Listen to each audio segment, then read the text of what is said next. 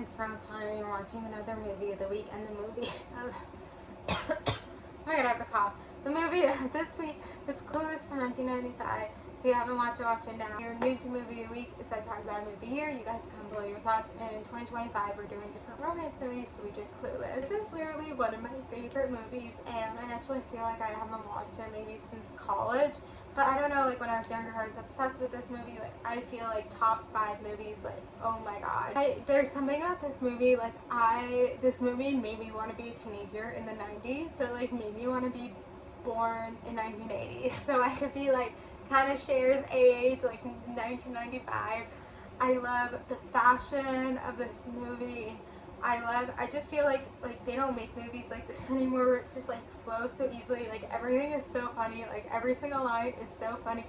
Every single like shot is just so artistically like thought out. Like it was just, this is like a cinephile movie, even though it shouldn't be. So yeah, like why are we doing it for movie of the week this year? I mean, so at the end she ends up with Paul Rudd, who is like not her stepbrother, but like kind of is. So it's like always been kind of like this weird thing. Everything I say that's like the one bad thing about this movie is like he's not technically her stepbrother, but like in some ways once was, and they act like it. So it's kind of like that's like the one weird thing.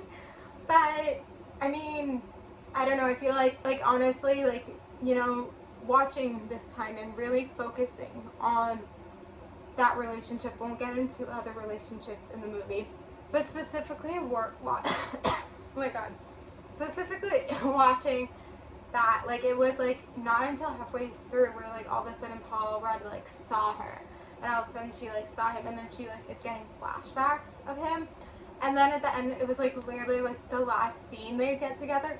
So like it's kind of feels like someone wrote this film and then they were like, she needs to end up with someone, she needs to have a happy ending, and they kind of just like made it this way. Maybe the movie even like didn't have the stepbrother, but then they were like, we need to have some relationship, so what can we do?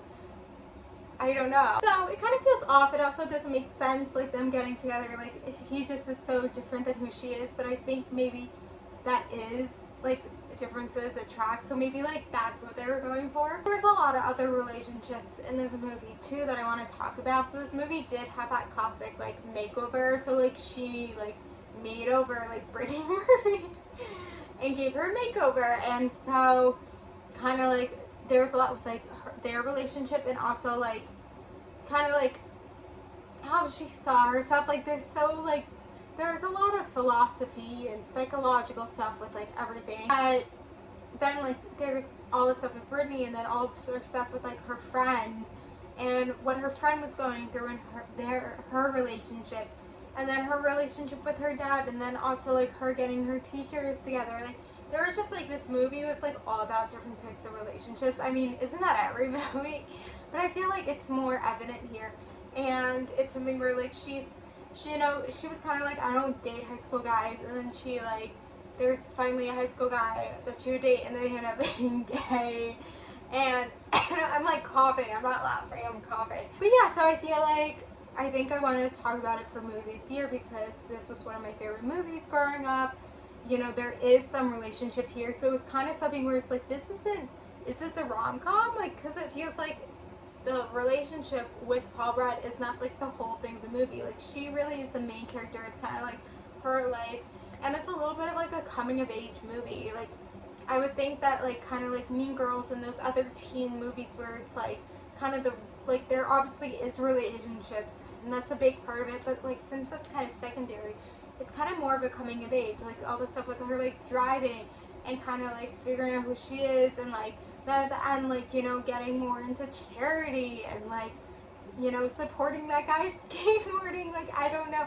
So it's a little bit more of a coming of age, but it's really hard. We've done a few coming of age movies this year, and I would say a lot of people wouldn't say this is coming of age, but I'm going to say it. All the coming of age has relationships, and so I do feel like kind of they were like, we need to have a relationship. We need her to be happy at the end and have a happy relationship.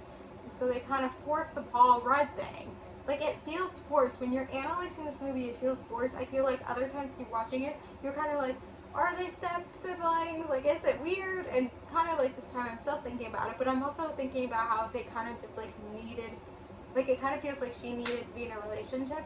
But I wonder if they like wrote it like maybe like it's a neighbor or something that she hates, because it's like the hate to love kind of, you know, enemies to lovers kind of is the, if you had to give it some trope, that's the trope here. But I don't know why it's like the step sibling, and it's kind of weird, like how much older is he too? Anyway, so even though it seems like I'm criticizing this movie so much, I love this movie. This movie is a classic movie. If you haven't watched it before, I'm so glad you watch it now.